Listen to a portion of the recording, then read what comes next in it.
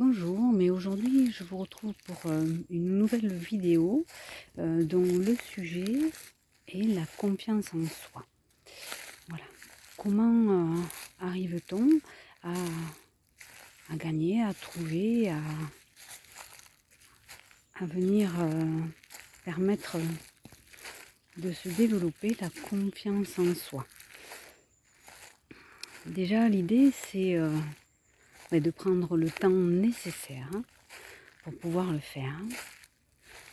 Le temps de se poser, de ralentir et surtout de revenir à soi, à son centre, à soi dans ses ressentis, à l'écoute de ce que son corps a à nous dire. Voilà, parce que ça passe aussi par ça. Et c'est déjà comprendre que cette confiance en soi se construit dès la petite enfance et que bien souvent elle est mise à mal par les injonctions que l'on reçoit de l'extérieur. Ah, c'est un mot que je n'arrive pas à dire, tiens. Voilà, c'est tout ce que l'on peut entendre. Tiens-toi sage, ne parle pas trop fort, ne ris pas trop fort, ne pleure pas, ce n'est pas grave. Toutes ces petites choses qui font que c'est comme si quelque part on se mettait en retrait à l'intérieur. Comme si on s'oubliait, on oubliait qui on était vraiment pour pouvoir correspondre à ce que on pense que l'on attend de nous. Voilà, c'est vraiment ce que l'on pense en fait. Et suivant ce que l'on a vécu, suivant les blessures que l'on a à travailler, c'est plus ou moins telle ou telle injonction, demande de l'extérieur qui va venir nous impacter. Voilà, donc déjà c'est quelque part comme faire un petit peu un état des lieux, savoir qu'est-ce que je n'arrive pas à développer, qu'est-ce qui me manque pour atteindre cet état de confiance en moi. Et voilà, mais tiens, j'ai telle blessure, telle chose qui fait que j'ai pas confiance. Et on a tendance aussi très souvent à aller chercher les réponses à l'extérieur.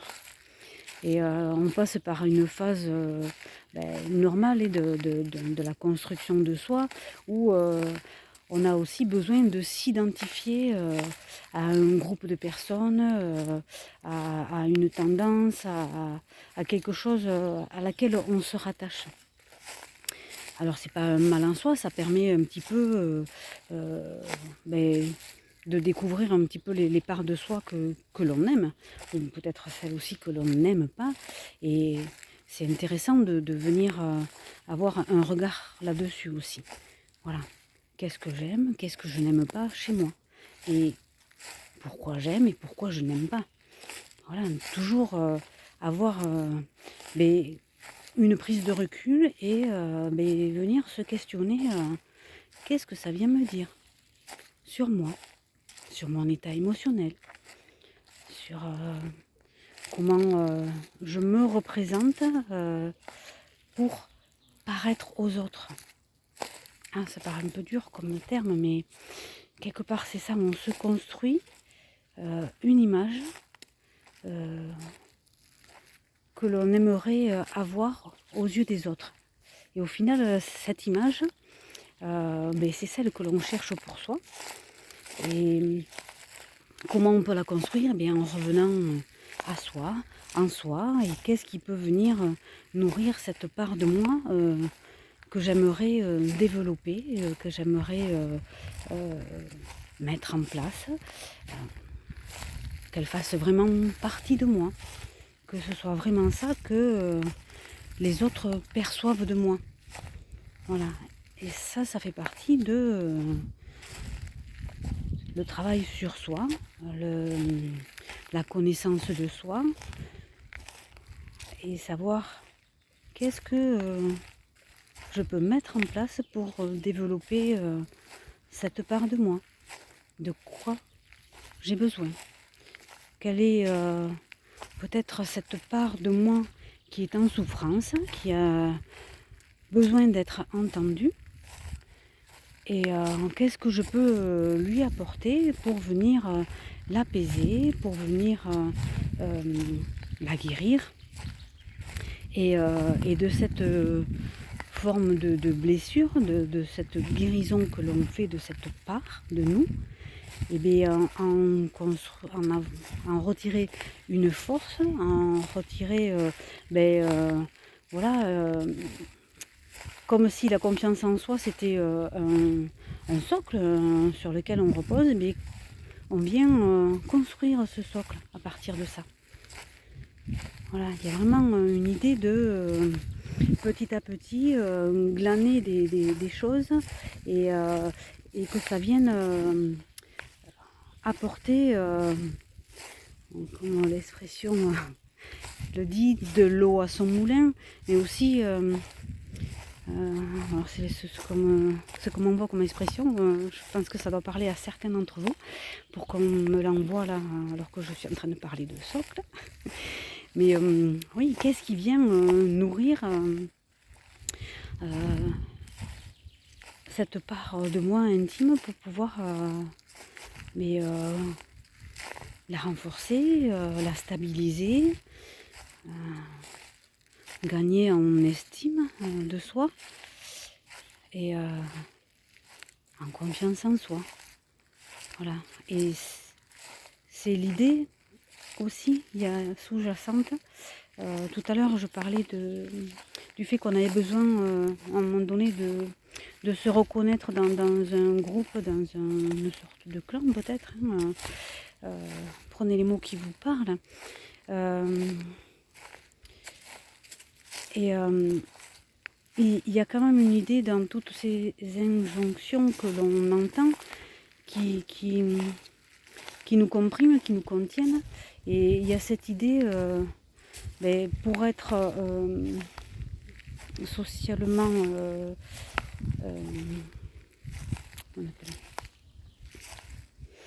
acceptable, si on, pour pouvoir faire partie du monde extérieur, de la société, mais de quelque part rentrer dans un cadre. Voilà.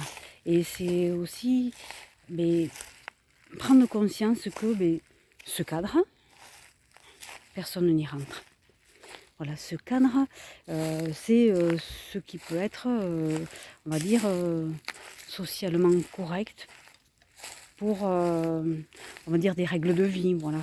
Mais l'idée, c'est que ça ne doit pas nous contenir, nous réprimer, nous brimer. Comprendre que tout le monde déborde de ce cadre. Donc déjà, c'est l'idée, voilà, je m'autorise à déborder de ce cadre dont je crois qu'on me demande de rester, de me contenir là-dedans. Et cette idée-là, elle est très intéressante parce que ça peut parler au niveau des émotions, ça peut parler au niveau de l'expression de soi, comment je peux m'autoriser à être en société. Est-ce que je peux m'autoriser à être qui je suis, ou est-ce que je ne m'autorise à sortir qu'avec un masque, avec un paraître. Voilà, et le jour où on arrive à petit à petit faire tomber ce masque du paraître, mais là, oui, on s'autorise à être qui on est. Et le regard de l'extérieur, au final, ne nous atteint pas, dans le sens où j'ai confiance en moi, je sais qui je suis, je n'ai pas besoin d'autorisation extérieure pour me permettre d'être qui je suis. Je suis. Et ça, voilà, ça aussi c'est une forme de liberté. Et c'est en soi que c'est très intéressant de prendre ce temps pour revenir à soi, pour comprendre, apprendre, accepter qui on est vraiment de façon intrinsèque, entière, globale. Voilà, je suis. Et là, c'est la liberté. C'est la joie d'être. C'est s'exprimer comme on est, c'est ressentir les émotions qui sont à ressentir par rapport à ce que l'on traverse dans la vie. Et enfin, pour ma part, c'est quelque chose de vraiment libérateur de pouvoir accéder à tout ça. Voilà. Et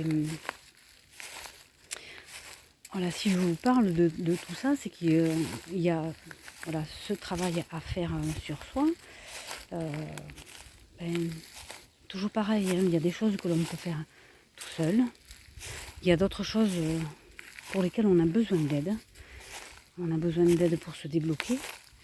Et ça peut être aussi besoin d'aide pour avoir un regard extérieur ou une connexion à vous pour savoir mais de quoi vous avez besoin là, dans l'instant, pour vous aider à être mieux. Qu'est-ce que vous avez besoin de mettre en place pour vous amener vers ce chemin vers vous, vers ce chemin libérateur et qui vous permettra d'être, voilà, de façon plus entière, plus libre, plus généreuse aussi. Parce que c'est ça aussi, ce travail sur soi, ça permet de l'offrir aux autres. En s'autorisant, en faisant ce chemin-là, ça peut faire envie à d'autres et se dire ah, mais tiens, elle a bien changé ou il a bien changé, il est bien mieux dans sa peau, là, qu'est-ce qu'il a fait ou qu'est-ce qu'elle a fait, c'est intéressant ça.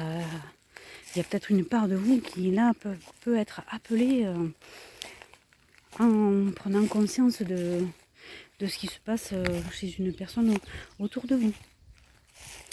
Voilà. Écoutez, je crois que c'est tout pour aujourd'hui. Alors, faites-vous confiance. Hein, écoutez vos ressentis et laissez-vous guider vers ce qui est bon pour vous, pour aller vers ce chemin-là. Voilà, je vous souhaite une belle après-midi. Moi, je vais continuer ma balade dans ces bois où j'aime à venir me ressourcer, à prendre du temps pour moi. Là, j'ai pris quelques petits temps pour vous, mais c'est avec grand plaisir. Je vous dis à très bientôt. N'hésitez pas à aimer, à liker, à vous abonner. Voilà, au revoir.